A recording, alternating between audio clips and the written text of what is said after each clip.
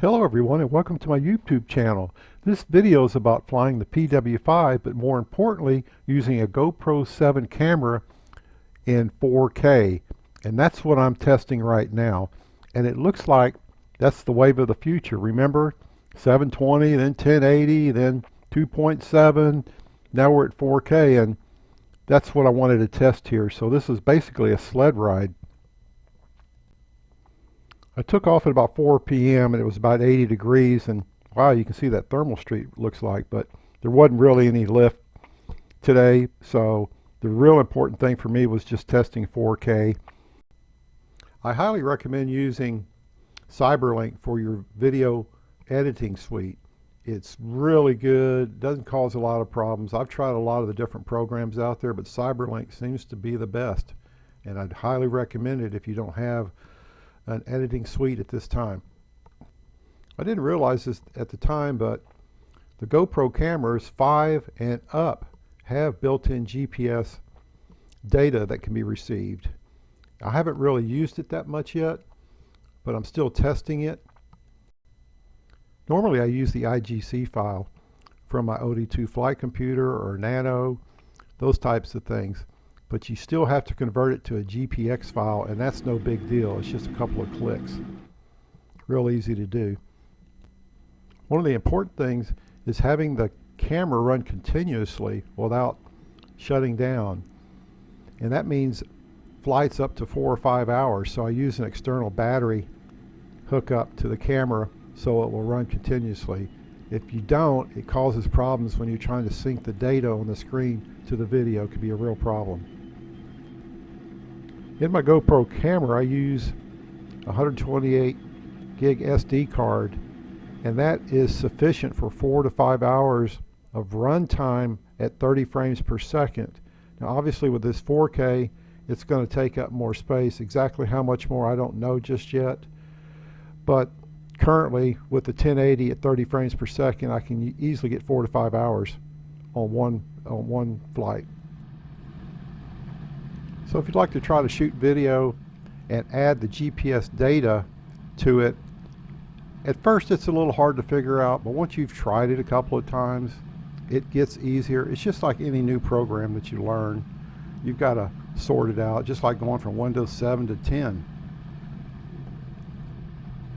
Another software program you'll need is from GoPro called Dashware.net. Dashware.net. You can look it up. It's free from GoPro. You can download it, and it'll work on 7 or 10 operating systems without a problem. If you look in the description on the YouTube video, see various links of places that you need to go to kind of help start to set all this up for you. So just take a look at that. That can give you some helpful information as well. Coming up next is the landing sequence flying the PW-5. So take a look at that, and we'll get back to you shortly.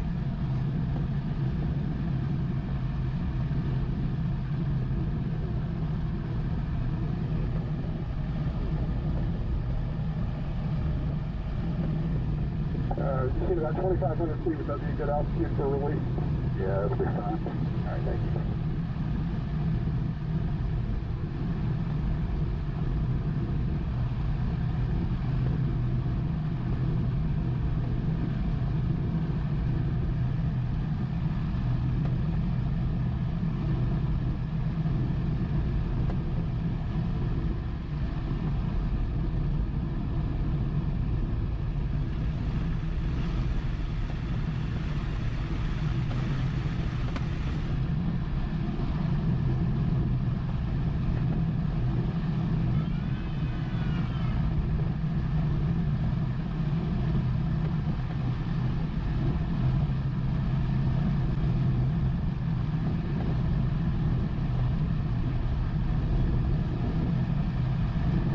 TSA traffic, PW-5 going left downwind for runway 18, TSA.